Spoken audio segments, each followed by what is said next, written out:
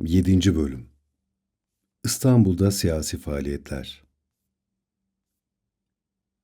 Eylül 1980 öncesi siyasi faaliyetlerim. Arkeoloji Müzesi'nde çalıştığım dönemde cumartesi ve pazarlar dahil mesai saatleri dışında da hiç boş durmadım. Hafta içinde bile mesaiden sonra gidip siyasi çalışmalar yapıyordum. Siyasi çalışmalarımı yürüttüğüm yerler Kürtlerin yoğun olarak yaşadığı gecekondu semtleriydi. Anadolu Hisarı, Kavacık, Yakacık, Fikirtepe. Avcılar semti o zaman yeni kuruluyordu. Avcılara bağlı Parseller semti ile Esenyurt Mahallesi yeni kuruluyordu ve bazı bölgelerde tek tük evler vardı. Kürtlerin yaşadığı bu alanlarda bir plan dahilinde siyasi çalışmalarımı sürdürüyordum. Kava hareketi olarak gecekondulardaki çalışmalarımız oradaki Kürtlere yönelikti. Onlarla sıkça bir araya gelip uzunca sohbetler ediyorduk. Kürdistan'ın nasıl sömürgeleştirildiği, kültürel değerlerimizin nasıl tahrip edildiği, Kürdistan'ın nasıl ilhak edildiği gibi konuları tartışıyorduk. Ayrıca Kürtlerin tarih boyunca neler yaptığı ile ilgili seminerler, toplantılar yapıyorduk. İstanbul'da özellikle işçi semtleri vardı. Bayrampaşa en önemli işçi semtlerinden biriydi. Kürdistan'dan gelen işçiler genellikle işçi semtlerindeki işçi evlerinde kalırlardı. Çeşitli ilişkilerle bu işçi evlerine gidip Kürdistan ve Kürtlerle ilgili seminerler veriyorduk. Onlara ulusal ve toplumsal bilinç vermeye çalışıyorduk. Tire'deki ilk yıllarımdan farklı olarak sosyalizm ve artı değer teorisini değil, Kürt ulusal meselesiyle ilgili konulara yoğunlaşıyordum. Bu çalışmalarımı 12 Eylül 1980 darbesine kadar da yürüttüm. Ali Ekber Uğuz. Örgütün üst düzey yöneticisi bir arkadaş, Ali Ekber Uğuz'u benimle tanışması için çalıştığım yere göndermişti. Ali Ekber'le bu şekilde tanıştık. Kendisinin örgütsel bir bağı yoktu. Yine de Kürt meselesine yakınlık duyuyordu. Bu vesileyle onunla arkadaş olduk. Fırsat buldukça müzeye beni görmeye geliyordu. Ali Ekber'le zaman içinde dostluğumuz gelişti. İlerleyen günlerde daha sık görüşmeye başladık. Siyasi çalışmalarımdan fırsat buldukça ben de Ali Ekber'in İçeren köyündeki evine gidiyordum. Aynur'la tanışma.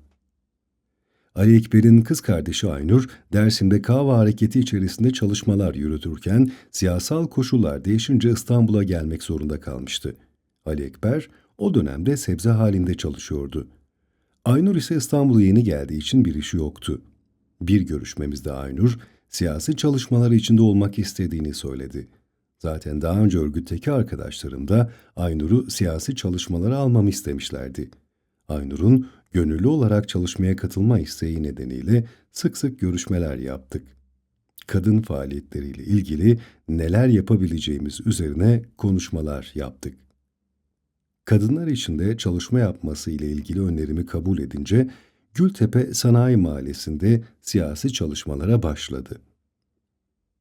Örgütün İstanbul'daki örgütsel faaliyetleri benim inisiyatifimde yürütülüyordu. Aynur da diğer arkadaşlar gibi yaptığı çalışmalar hakkında bana raporlar veriyordu. Bu nedenle onunla sık sık görüşür olmuştum. Örgütümüzün İstanbul'da yaptığı çalışmalar ivme kazandıkça benim de yüküm buna paralel olarak artıyordu. Öte yandan her gün gidip gelmek zorunda olduğum bir işim vardı. Arkeoloji Müzesi'ndeki çalışmam faaliyetlerime engel oluşturmuştu. Bu durum ayağımda pranga gibiydi ve beni rahatsız ediyordu. Bir karar vermek zorundaydım. Ya devlet memurluğuna devam edecektim ya da profesyonel devrimci hayata geçerek halkıma hizmet edecektim. Bu iki durum arasında hiç bocalamadan kararımı Kürdistan devrimi ve halkımdan yana vererek 12 Eylül 1980 darbesinin arifesinde Arkeoloji Müzesi'ndeki görevimden istifa ederek devrimci mücadeleye katılmak için illegal hayata geçtim. Profesyonel devrimci hayata geçtikten sonra arkadaşlarla birlikte Bitevi'ye bir çalışma içerisine girmiştik. Hareketimizi, amacımızı halkımıza anlatmak için teorik ve siyasi propaganda çalışmalarının yanı sıra birçok faaliyetlerde bulunuyorduk. Benim üstlendiğim veya arkadaşların bana uygun gördüğü görev teorik ve propaganda alanıydı. Bu arada Aynur da İstanbul'un çeşitli semtlerinde özellikle kadınlara yönelik eğitim çalışmalarına hız kesmeden devam ediyordu. 12 Eylül darbesi. Bu dönemde dünya iki kutupluydu. ABD'nin başını çektiği NATO Paktı 4 Nisan 1949 tarihinde kurulmuştu. Buna karşılık SSCB'nin başını çektiği Varşova Paktı 14 Mayıs 1955 tarihinde kurulmuştu. İki süper güç, dünyanın birçok alanında hegemonya mücadelesi sürdürmekteydi. 12 Eylül 1980 öncesinde ABD yönetiminin başında Başkan Jimmy Carter, SSCB'nin başında Genel Sekreter Leonid Brejnev vardı. ABD Güney Asya'da başta Vietnam olmak üzere yenilgiler almış ve bu bölgeden geri çekilmişti. 1979'da İran'da Şah diktatörlüğünün yıkılmasıyla ABD önemli bir müttefikini kaybetmişti. Yine aynı yıl SSCB Afganistan'ı işgal etmişti. İki süper güç arasındaki soğuk savaş rüzgarları şiddetli esiyordu. ABD ve SSCB karşılıklı reflekslerle birbirlerinin egemenlik alanlarını daraltmak için peşi sıra adımlar atmaktaydılar. 12 Mart muhtırası öncesinde Türk yönetimiyle ABD arasındaki gerginlik çeşitli nedenlerle devam etmekteydi. 12 Mart muhtırasından sonra Nihat Erim döneminde konulan haşhaş yasağı, Bülent Ecevit'in başbakanlığı döneminde kaldırılmış ve Kıbrıs'a müdahale kararı alınmıştı. ABD, Kıbrıs harekatını ve haşhaş yasağının kaldırılmasını gerekçe göstererek 1975-1978 yılları arasında Türkiye'ye ambargo uyguluyordu. Buna karşı da Türk yönetimi ABD askeri üslerini kapatmıştı. Asya'da ve Orta Doğu'da egemenlik alanlarını bir bir kaybeden ABD, Türk ordusu içindeki darbeci unsurları harekete geçirme kararı almıştı. Gerek Türkiye şehirlerinde yükselen gençlik ve işçi sınıfı hareketlerini, gerekse 1968 yılında filizlenen, bütün Kürdistan'ın kuzeyindeki şehir, kasaba ve köylerini saran Kürt ulusal uyanışının önünü kesmek ve kitleselleşmesini önlemek için birçok plan ve provokasyon devreye konuldu. Sağ-sol çatışmaları, Maraş, Sivas ve Çorum'da kitle katliamları ve siyasi cinayetlerle Türkiye ve Kürdistan'ın kuzeyi kan gölüne çevrildi. Böylelikle altyapısı adım adım hazırlanan darbe, ABD'nin desteğiyle gerçekleştirildi. 12 Eylül 1980 Cuma günü gece yarısı saat 3.59'da Türk ordusu yönetime el koydu. Bu haberi sabah televizyonlarda ve radyolarda askeri marşlarla duydum. Dikilitaş'ta kaldığım evin olduğu binanın en üst katında üniversitelerde okuyan Tire'den gelmiş öğrenciler vardı. En üst kata çıktım. Onlar da askeri darbe olduğunu söylediler. Herkes endişeyle süreci takip ediyordu. Sokağa çıkma yasağı ilan edilmişti. Kimse apartmanın dışına çıkamıyordu. Pencereden bakıldığında sokaklarda askerlerin öbek öbek gezdiğini görebiliyorduk. Televizyonlarda ordu güçlerinin Türkiye ve Kürdistan'ın her yerine konuşlandığını ve aramalar yaptıklarını görüyorduk. Başta Kenan Evren olmak üzere tüm üst düzey generaller televizyonlara çıkıp yönetime el koyduklarını duyurduklarında bu durum toplumda büyük bir şok etkisi yaratmıştı. Toplumun önemli bir kesimi darbeyi destekliyordu. Askeri darbeyi hazırlayanlar her gün sağ ve sol kesimden onlarca insanın öldürülmesini planlayanlardı. Darbenin zeminini ilmik ilmik oluşturanlar kendileriydi. Toplum bu cinayetlerden dolayı yılgın ve ürkekti. Şöyle ki, askeri darbeye yakın bir zamanda bazı gazetelerde bugün ülke çapındaki siyasi olaylarda toplam 20 kişi ölmüştür gibi haberler vardı. Yani bu ölümleri olağan, sıradan ve basit bir haber gibi veriyorlardı. 1970 ile 1980 yılları arasında Resmi rakamlara göre 5.000, gayri resmi rakamlara göre yaklaşık 10.000 kişi öldürülmüştü. İnsanlar çocuklarının geleceklerini düşündüklerinde içleri kararıyordu. Hükümet kurulamıyor, cumhurbaşkanı seçilemiyordu. Yaşam çok pahalıydı. Ekonomik açıdan tam bir belirsizlik hakimdi. İnsanların gelecekle ilgili kaybolan hayalleri onları endişeye ve karamsarlığa sevk ediyordu. Darbeyi planlayanlar tüm bunları önceden düşünmüş olmalıydılar. Bu gidişatın bir an önce sonlandırılmasını isteyen kesimler de vardı. Sonradan yaptığımız araştırmalar ve okumalardan öğrendiğimiz gerçek, 12 Eylül öncesi birçok katliam ve provokasyonun darbeciler tarafından organize edildiğidir. Aynı silahın bir dönem sol grupların elinde kullanıldığı, bir dönem sonra da faşistlerce kullanıldığı birçok gazetede yayımlandı. Sizin anlayacağınız sağ ve sol gruplara silah satanlar bu işten en kârlı çıkanlardı. Onca insanın öldürülmesi onların umurunda bile değildi. Uğur Mumcu, bazı köşe yazılarında Bulgaristan üzerinden gelen silahların üzerine gidip bulduğu bilgileri paylaşıyordu. 13 Eylül'den itibaren her şeyin bıçakla kesilir gibi kesilmesi, darbecilerin iyi bir plan yaptıklarının ispatıydı. Bu durum çok enteresandı. 12 Eylül öncesi her gün hem sağ kesimden hem sol kesimden en az 10 kişi öldürülüyordu.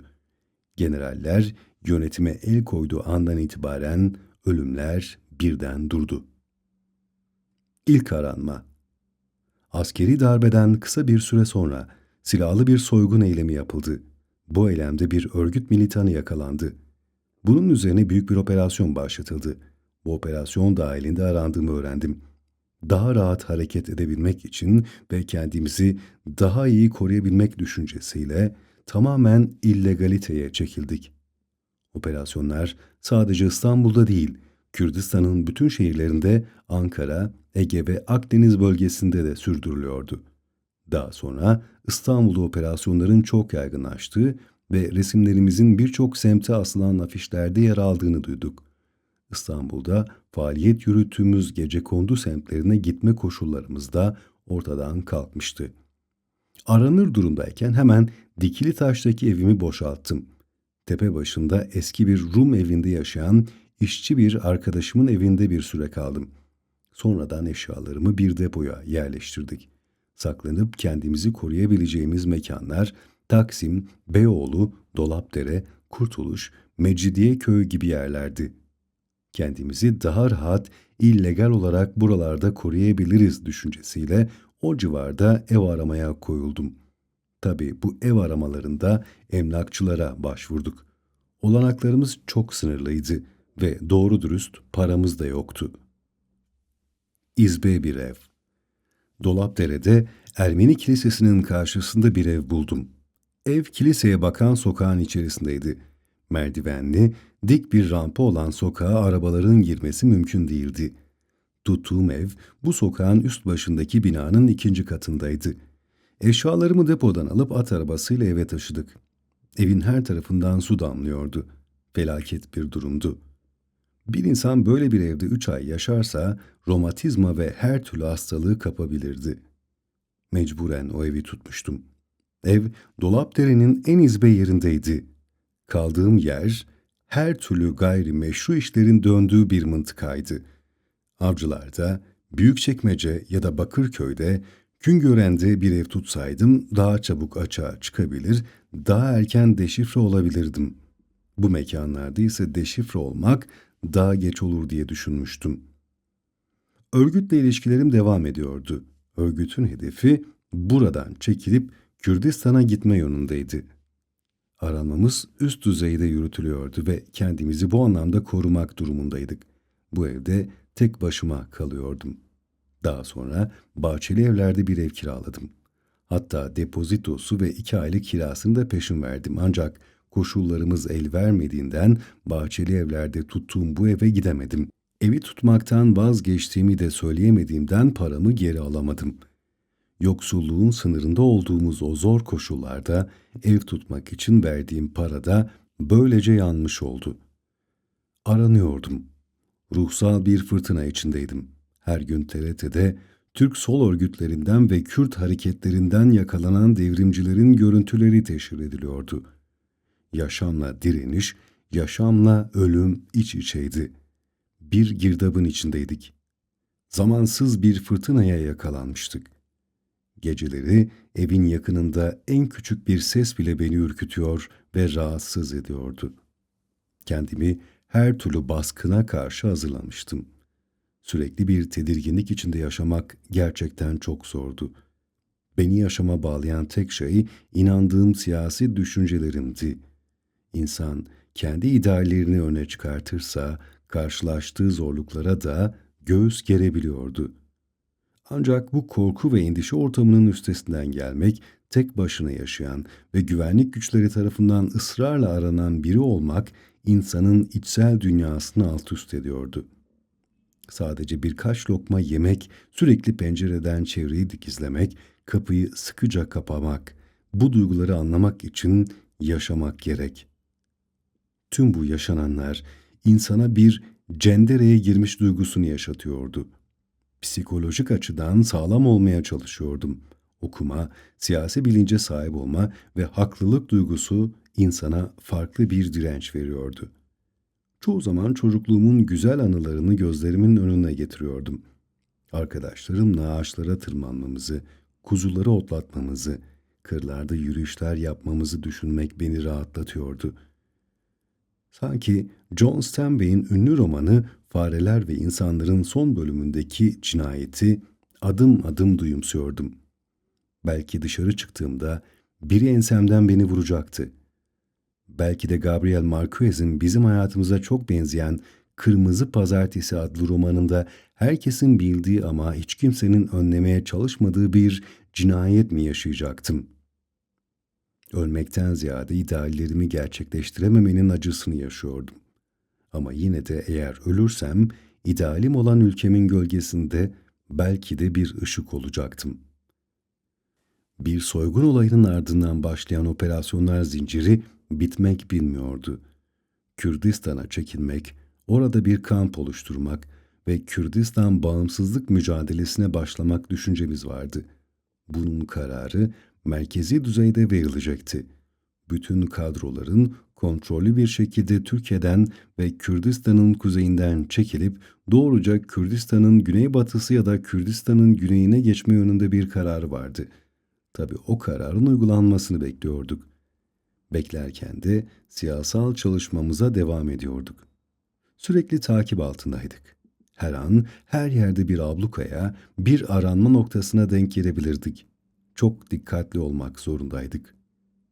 Bu zorlu dönemde kendimizi koruma refleksimiz, ileriki yıllarda yine kaçak düştüğüm durumlarda bana yararlı oldu. İnsan böyle zorlu koşullarda kimin iyi dost olduğunu daha iyi anlıyor. Bana yardım edenler, benden kaçanlar ya da benim adımı polise verenler. Tüm bunlar beni büyük bir açmazın içine doğru yuvarlıyordu. Darbe koşullarında kime güveneceğimi iyi belirlemeliydim. İşte bu durumda örgütle ilgili bildiklerimizi kimseyle paylaşmıyorduk. Aramızda konuşmalar yaparken yakalanan ya da halen kaçak olan arkadaşlarımızın isimlerini konuşmuyorduk. Aynur'la görüşmeler sürüyor. Aynur'la zaman zaman rapor verme ve durum değerlendirmesi için bir araya geliyor, çeşitli konularda sohbet ediyorduk. Onunla görüştükçe kendisine karşı özel duygular hissetmeye başladım. Birbirimizi tanıdıkça aramızda karşılıklı bir yakınlık oluştuğunu da fark ediyordum. Aynur'a yönelik özel duygularım her görüşmede daha da artıyordu. Operasyonların çok yoğunlaştığı ve arandığım dönemde Aynur'la birçok görüşme yaptık. Siyasi çalışmalarımızla ilgili rutin görüşmelerimiz devam ediyordu. İstanbul'un çeşitli semtlerinde zaman zaman yaptığımız buluşmaların birinde genel siyasal gelişmelerden bahsettikten sonra kendisine özel ilgi duyduğumu usulüne uygun söyledim. Gözlerinin içine bakarak nasıl tepki vereceğini bekledim. Gözlerinde bir anlık bir parlamayı gördüğümde heyecanlandığını görür gibi oldum. Bu ışıltıyı cevap olarak algıladım. Ancak Aynur böyle bir teklifi hiç beklemediği için çok şaşırdığını söyledi. Cevap vermektense sessizliği tercih etmişti. Konuşmamızın üzerinden bir süre geçtikten sonra bir gün Taksim'de buluşmak için randevulaştık. Bu görüşmemizde yine çeşitli konulara dair görüşmemizi tamamladıktan sonra Aynur'la açık bir şekilde konuşmaya karar verdim. Onun da bana duygusal bir ilgisinin olduğu her haliyle belliydi. Bazen beni ara ara süzdüğünü hissediyordum. Taksim'de buluştuğumuz günün sonunda benimle bu yaşamı paylaşmak ister misin diye sordum. Aynur düşünmek istediğini söyledi ve daha sonra yanıt vermek için zaman istedi. Bir süre sonraki görüşmemizde teklifimi kabul etti. Aynur, ailesinin kendisinin verdiği bu kararı onayladığını, sadece babasının karşı çıktığını söyledi. Aynur'un evlenme teklifimi kabul etmesinden sonra daha sık buluşup bir araya geliyorduk. Beşiktaş'ta, Yıldız Parkı'nda zaman zaman buluştuk. Darbeci generaller her gün yapılan operasyonlarla yakalananları televizyon ekranında gösteriyorlardı. Her gün televizyonda gösterilen bu insanlar kameraların karşısında perişan bir görüntü sergiliyorlardı. Hepsinin sakalları kirli ve uzun, giysileri eski ve yırtıktı. Gözlerinde korku, umutsuzluk ve yüzlerinde işkencenin yarattığı ruhsal çöküntü vardı. Bizim örgütten yaklaşık 40-50 kişi yakalanmıştı. Bense hala aranıyordum. Dolapdere'deki evde Ankara'ya gitme haberini bekliyordum. Aynur teklifimi kabul edince annemi çağırdım. Annem başlangıçta işi biraz yokuşa sürse de sonuçta gelmeyi kabul etti. Aynur'la kurduğumuz ilişkinin aileler bazında da meşrulaşması açısından iki aile arasında bir görüşme sağlamamız gerekiyordu. Ertesi sabah annemin gelmesini bekledik. Bir yanda yakalanma korkusu, diğer yanda evliliğe doğru atılacak bir adımın yarattığı heyecan vardı. Radyo ya da televizyonda İzmir'den gelen bir otobüsün kaza yaptı ve birçok kişinin öldüğü haberi vardı. Ölenlerden birinin adı Güllü Gürbüz'dü. Gazetelerde de aynı haber ve isim vardı. Güllü Gürbüz. Anacığım, annemi bekliyordum. Ağabeyim, annemin otobüse bindiğini ve yola çıktığını söylemişti. Annem gelecek ve Aynur'u isteyecekti. Kaza haberiyle sarsıldım. Gazetede annemin ismini görünce büyük bir üzüntü yaşadım ve kendimi suçlu hissettim. O zaman içinde bulunduğum ruh halimi anlatmam mümkün değil. Mamak askeri cezaevinde gördüğüm işkencelerle kıyaslasam yeterli gelmez. Ne edem garip anam, kendimi nasıl affedebilirdim ki? Eğer kendisini çağırıp gelmeye zorlamasaydım ölmeyecekti. Suçluluk, üzüntü, acı, keder. Oy ben öyleydim anacığım. Kısa bir süre sonra isim benzerliği olduğu anlaşıldı, annem çıka geldi. Annemle Dolapdere'deki evimize gittik. Yaşamım yeniden bağışlanmıştı bana. Büyük bir rahatlama yaşadım. Büyük bir mutluluğa vardım. Bedenimdeki beyaz lekeler o büyük travmanın sonucunda oluşmuştu. Bedende pigment üreten salgılar pigment üretemez hale geldiler. İlk beyazlıkları mamakta fark ettim. Küçük bir nokta halindeydi. Sonra sürekli işkenceler, cezaevlerindeki yaptırımlar ve daha sonraki süreçlerde bu beyazlık gittikçe arttı. Tıp bilimindeki adı vitiligoydu. Annemin gelmesi bende güvende olma duygusu yaratmıştı. Mahallelinin gözünde bu evde artık ne olduğu belli olmayan bir bekar değil, bir aile oturmuş oluyordu. Tek başına bir adamın bir evde kalması kuşku uyandırıyordu. Aynı evde 55 yaşlarında bir kadının da olması benim açımdan bir korumaydı. Annem rutubete, damdan akan sulara bakıyor, iç çekip üzülüyordu ama ne yapabilirdi ki? Ertesi gün Aynur da bize gelmişti.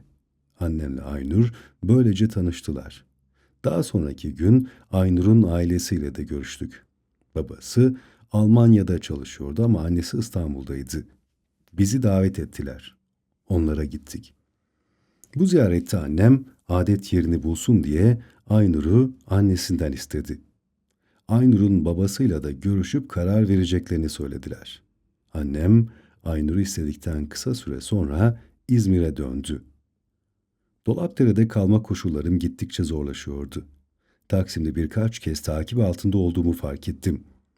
Bunu hissettiğim an hemen ıssız tenha sokaklardan geçerek çeşitli taktiklerle takipleri atlatabiliyordum. İçinde bulunduğumuz askeri darbeden dolayı her şeyden şüphelenir olmuştum.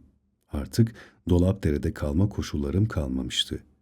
Askeri junta Türkiye ve Kürdistan'ın üzerine karabasan gibi çökmüştü. Her şehirden operasyonlar, yakalanma ve ölüm haberleri geliyordu. Darbeci generaller her gün televizyonlarda şov yapıyorlardı. Çember gittikçe daralmıştı. Bir an önce Dolapdere'den çıkmam gerekiyordu. Bu dar alana sıkışmış günlerde bir gün avazım çıktığı kadar bağırmak istedim. Yüreğimdeki çığlığı herkes duymalıydı. Evde ışıkları kapatmak, perdeleri çekmek, sokağa çıkmamak ve sürekli arkamı kollamak duygusu tarif edilir gibi değildi. Ruhumdaki isyan duygusunu bir türlü bastıramıyordum. Hani şu Norveçli ressam Edvard Munch'un 1893'te yaptığı ünlü çalık tablosu gibi. Köprüdeki adamın iki eliyle başını sarıp ağzını sonuna kadar açarak yüreğindeki tüm sıkıntıları dışarıya boşaltırcasına bağırması gibi ben de haykırmak istiyordum. Hezal. Dolapdere'de artık kalamazdım. Çember gitgide daralıyordu. Daha fazla riske girmemek için kaldığım bu izbe evden ve etrafımda daralan çemberden kurtulmalıydım. Bu süreçte siyasal çalışmaları alt düzeyde sürdürüyorduk. Özellikle deşifre olmamış bölgelerle ilişkilerimi kontrollü bir şekilde yürütüyordum. Her şeye rağmen bu çalışmalarda yakalanma ya da yargısız infaz korkusu gölge gibi peşimdeydi.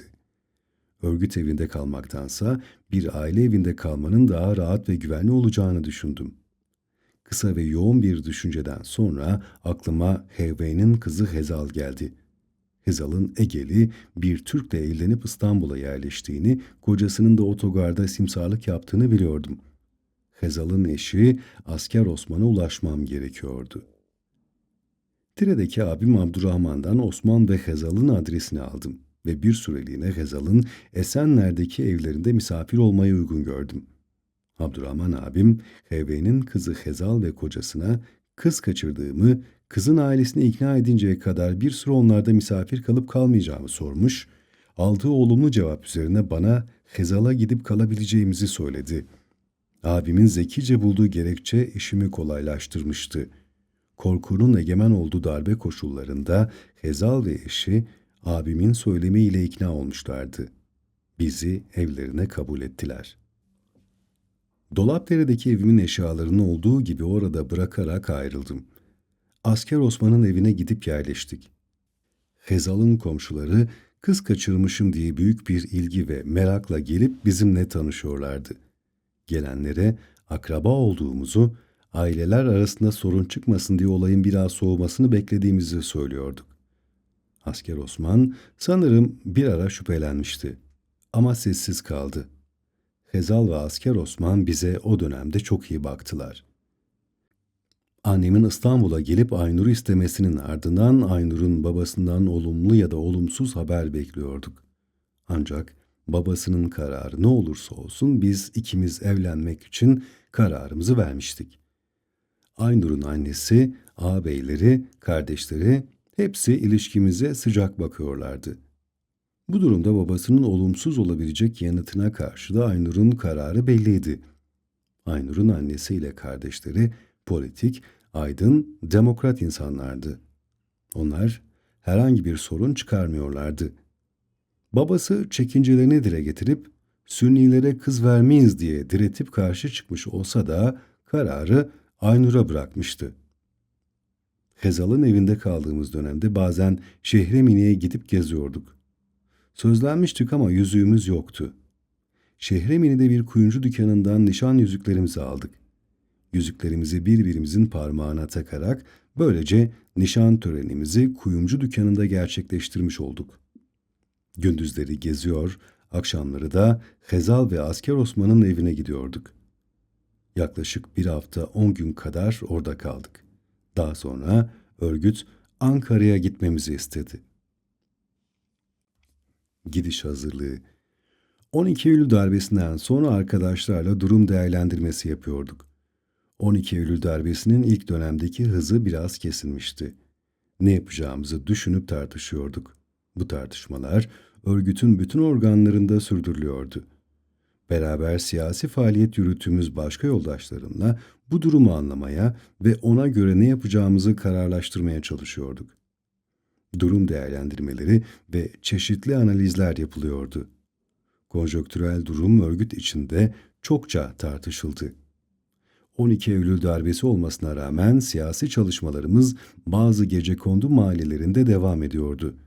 Tabii ki örgütümüz çeşitli yerlerde bazı önlemler almıştı. Herkes korunma tedbirleri almaya başladı. Örgütsel olarak ekonomik örgütlülük anlamında da zayıftık diyebilirim. Örgütün yeni olması nedeniyle bazen kontrolümüz dışında kendiliğinden gelişen eylemler de olabiliyordu. Örgütümüz Kürdistan'a gitmeyi kararlaştırmıştı. Ancak koşulların ve olanakların oluşturulması için çalışmalar yürütülüyordu. Bu düşüncenin sonucunda ilk pratik adım atıldı. Kava hareketinden bir grup yoldaş, 12 Eylül darbesinin hemen akabinde Kamışlı'ya gitmişti. Şapkalı Hüseyin diye bilinen Merkez Komitesi üyesi Hüseyin Arslan ve Necla Baksi'nin de içinde yer aldığı grup, Kürdistan'ın güneybatısına geçmeyi başarmıştı. Ne yazık ki iki sömürgeci, devletin ve işbirlikçilerinin yoğun takibi sonucu örgütün iki önder kadrosu Hüseyin Arslan ve Necla Baksi'nin de içinde olduğu kadrolar ev sahibi ve çocuklarıyla birlikte toplam 15 kişi hunharca katledildi. Bu olayda Türk Özel Kuvvetleri'nin, MİT'in, Suriye muhaberatının ve işbirlikçi ağların rolü vardı. Türk Devleti'nin deneyimi ve devlet aklı çok gelişkindir. 600 yıllık Osmanlı devlet deneyimi, son yüzyıldır Türkiye Cumhuriyeti pratiği, öngörüsü ve uzmanlığı Kamışlı'daki grupların bir an önce tasfiyesini emrediyordu. Sonunda profesyonel bir planlamayla operasyon başlatılıp bitirildi. Bu olay tarihe Kamışlı katliamı diye geçti. İstanbul grubunun Kürdistan'ın güneyi veya batısına geçmesi kararlaştırılmıştı. Örgüt kadrolarının korunması ve eğitimi için bu sınır geçişinin olması gerekiyordu. Tabii PKK daha önceden adım attı. Eğer Hüseyin Arslan'ın başını çektiği grup Kamışlı'da katledilmeseydi, ondan sonra gidecek olan gruplarla birlikte ulusal kurtuluş mücadelesinin başlatılması düşünülüyordu. İlk giden grubun katliama uğraması, ondan sonra bizim de yakalanmamız örgütün bütün planlarını alt üst etti. Ankara'ya yolculuk. Siyasi hareketimiz Ankara'da merkezi düzeyde bir toplantı kararı almıştı. O nedenle Ankara'ya gidip toplantı yapmamız gerekiyordu. Kürdistan güneyine mi yoksa Kürdistan'ın güneybatısına mı gideceğimizi karara bağlayacaktık. Ankara'ya gitmek üzere otobüse bindiğimizde 1981 Mayıs başıydı. Ankara'da birileri bizi karşılayacak, oradan da örgüt evine gidecektik. Yola çıkmadan Aynur'a durumun riskli olduğunu, gelmek zorunda olmadığını, isterse gelmeyebileceğini söyledim. Aynur, öleceksek de, yakalanıp cezaevine gideceksek de beraber olacağız deyip beni bırakmadı. Korku, endişe, gerginlik dolu bir seyahatimiz oldu. Otobüste neler konuştuğumuzu hiç anımsamıyorum. İkimiz gergin, korku ve endişe dolu bir ortamda belki de hiç konuşmadık. Ankara'ya indiğimizde bir arkadaş bizi aldı. Keçiören'deki örgüt evine gittik. Sivas'ta öğretmenlik yaparken tanıştığım Süleyman Arslan arkadaş, örgüt evini kendi adına kiralamıştı. Evin üst katında örgütün sempatizanlarından Pervin ve Nesrin Danışment isimli iki kız kardeş ailesiyle beraber kalıyordu. Alttaki daire onların vesilesiyle kiralanmıştı. Evde Meral Gündoğan, Celal Avcı, Doktor Kudatlı, Kemal Artuç ve İstanbul'da beraber mücadele ettiğimiz Nülgün yoldaşımız vardı. Nilgün yoldaş, Konya Akşehirli Türk bir ailenin kızıydı. Kahve içerisindeki en direnişçi devrimci arkadaşlarımızdan biriydi. Nilgün, Ankara Emniyetinde ağır işkencelere maruz kalmasına rağmen güçlü bir direniş sergilediğini söylemeliyim. Emniyette herkes onun direnişine tanık oldu. Kavanın bütün kadınları işkencede direndi. Aynı şeyi bir kısım erkek arkadaşlar için söyleyemem. Bu evde 2 gün kaldık.